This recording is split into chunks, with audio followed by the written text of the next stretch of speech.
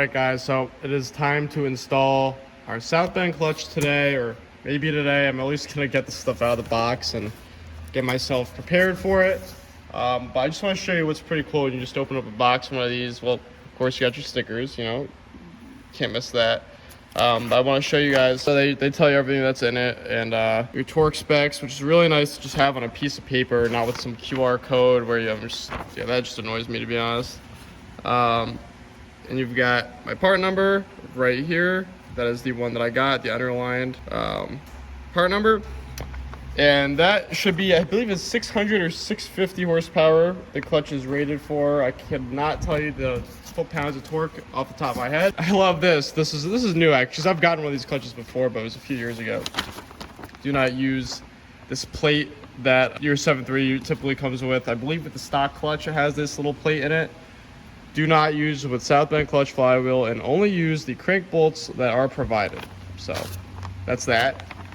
Makes it pretty hard for you to miss, but I'm sure some people still miss it. Owner's manual must be given to owner of the vehicle. I am the owner of the vehicle. So yeah, and then here's our clutch. So it's pretty cool because, wow, it's a lot of pieces of cardboard. Oh, look at that. So pretty cool is they actually give you a brand new throwout bearing. I didn't even know this came with it. So that's gonna be sweet. I wasn't sure about it, but got a brand new one. I mean, the throwout bearing that's in it probably has 300 miles on it, but I'm gonna put this new one in anyways. We're gonna got our alignment tool. Got our hardware. Believe these would be the crank bolts. And yeah, so you see we got our pressure plate here. There's two clutch discs in here. It's a dual disc clutch, and we got our south bend clutch flywheel. So pretty cool stuff. They ship it to you assembled, so you just gotta disassemble it and pretty much reassemble it on the truck. So yeah, we'll be doing that, so stay tuned. All right guys, so before we even really get into the clutch install, I do want to tell you guys something, and it might not be a big deal for most, but so this engine came out of an automatic, and I've kind of been, they're the same, you know, obviously it's the same engine, but when it comes back here, things get different. These dowels on the automatic are much longer. I trimmed those down, but for the clutch install, this dowel needs to get trimmed at 1/2 inch, and that is to accommodate this plate that you will not be using, or else you're gonna have interference issues. You're not gonna be able to put these bolts on around the stud because the washer is gonna hit the side of the dowel. So it measures out to 1/2 inch, that way it's flush when the flywheel goes on. I'll show you guys when the flywheel's on, but I just trimmed it. See if my measuring is all right. It's somewhat even, so yeah, I'm gonna get this clutch on and we'll see how it is, and I'm just gonna mock it up probably for tonight, and then I'll do the full install tomorrow, it seems like, with how it's going. But it's no big deal. I'm glad I ran into it now. So let's get the flywheel on and see how it looks. All right guys, so flywheel is on here. Looks like my measurements were correct. We're just about spot on flush with the flywheel here on that dowel.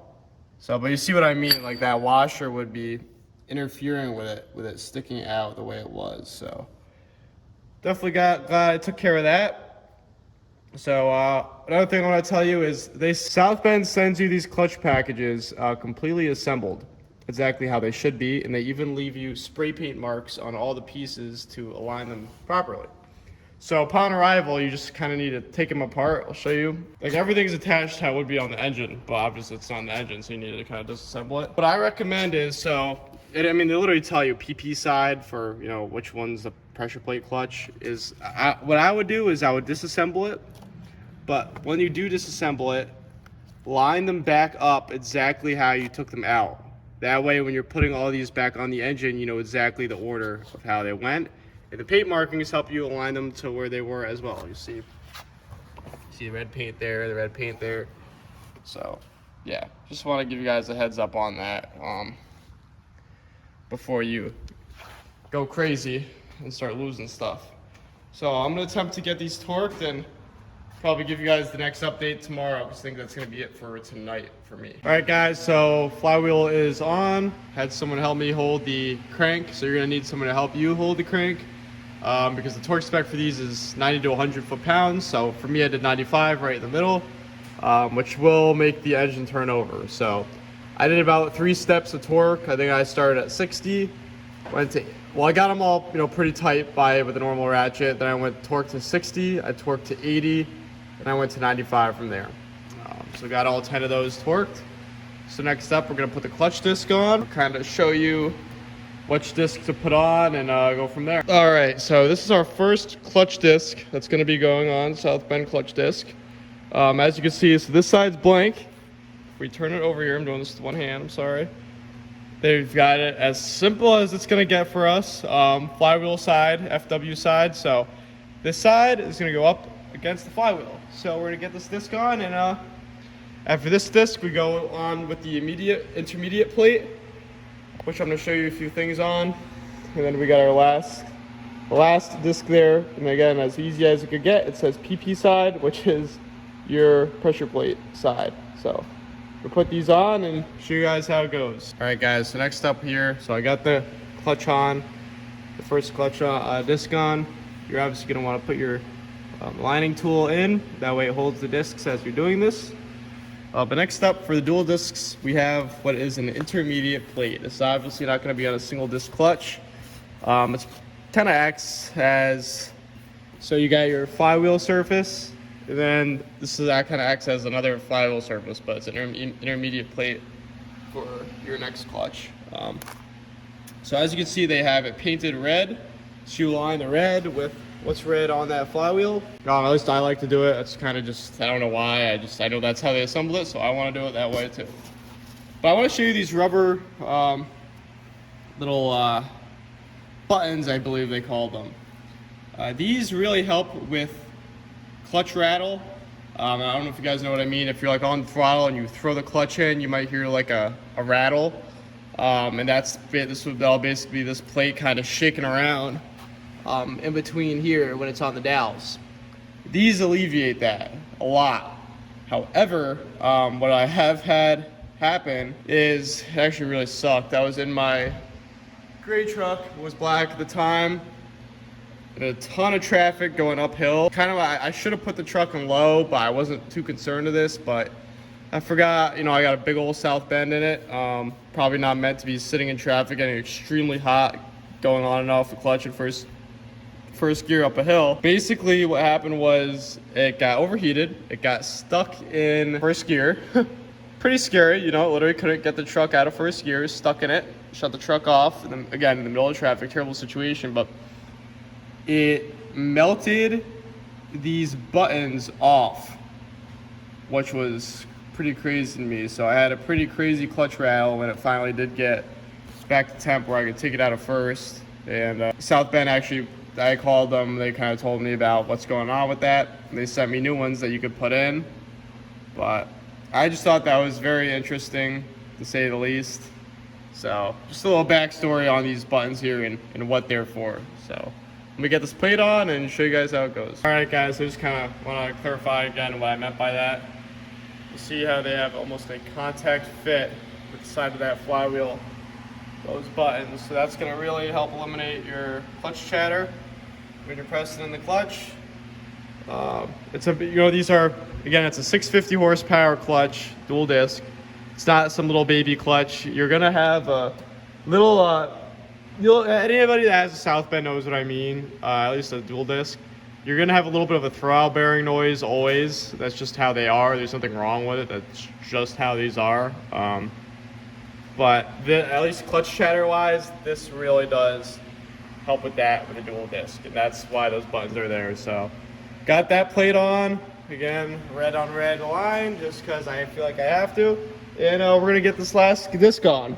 So PP side's gonna be sticking out facing me, and yeah, get this disc on, and then we're gonna throw that pressure plate on. So it's really not that hard of a concept, guys. I actually find it very satisfying putting these dual discs on. We finish this up. Stay tuned. All right, guys. So I got that last clutch disc on. Put the pressure plate on over that. Pretty much just mark the red with the red of the intermediate plate and the flywheel. And pretty much what you're gonna want to do with these bolts is get them all started. That's a little difficult with one person because this whole clutch gets very heavy, guys. There's probably a weight on the box somewhere. What you're gonna want to do is tighten each bolt star pattern, one turn at a time. That way you're evenly pressing the spring and the pressure plate onto the clutch discs. It's very important that you put it on evenly. Sorry for the fan blowing, guys. It's hot in here. Sorry for the wind noise though. So yeah, evenly, and you'll feel, keep going in a star pattern, one turn at a time. You'll feel when this is bottoming on the flywheel. So you want to get it bottomed. You're going to want to get your torque wrench out. Again, star pattern. The torque spec for this is 40 to 45 foot-pounds, so I chose 43. And star pattern, 43 foot-pounds. Then I go over all of them again in a circle just to make sure they're all 45. And we're good. So that's all installed. You could then take your plug out. You can see we're nice and aligned in there with our splines. Hopefully it just goes right in the trans. I seem to have an issue with that every single time. So we'll see about this time. So yeah, clutch is installed. That's a south band clutch install. Pretty much completed. Nothing more we could do with that. So I'm just gonna stick the throwout bearing on and call it good. So yeah, thank you guys for watching. All right guys, we got our new throwout bearing in.